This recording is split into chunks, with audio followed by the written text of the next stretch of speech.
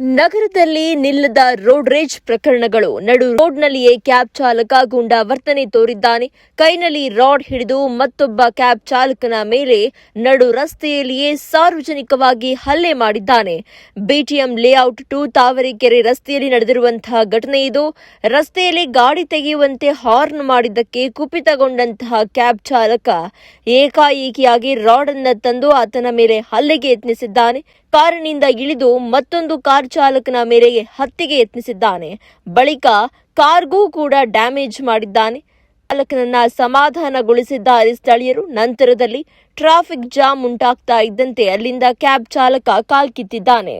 ನಾ ಏನೇನೋ ಮಾಡಿದೆ, ಬೆಳಗ್ಗೆ ರಾತ್ರಿ ಎಲ್ಲ ವಾಕ್ ಮಾಡಿದೆ, ಬೆಳಗ್ಗೆ ರಾತ್ರಿ ಎಲ್ಲ ಮೆಡಿಸನ್ ತಗೊಂಡೆ, ಆದ್ರೂ ನನ್ನ ದೇಹದಲ್ಲಿರೋ ಸಕ್ಕರೆ ಹತೋಟಿಗೆ ಬರ್ತಿಲ್ಲ ಅಂದ್ರೆ ಯಾಕ್ರಿ ಯೋಚನೆ ಮಾಡ್ತೀರಾ? ಚೀನಿ ಶುಗರ್ ಆಮ್ಲನ 3 ತಿಂಗಳು ನಿರಂತರವಾಗಿ ತಗೊಳ್ಳಿ, ನಿಮ್ಮ ದೇಹದಲ್ಲಿರೋ ಸಕ್ಕರೆ ಖಂಡಿತವಾಗ್ಲೂ ಹತೋಟಿಗೆ ಬರುತ್ತೆ.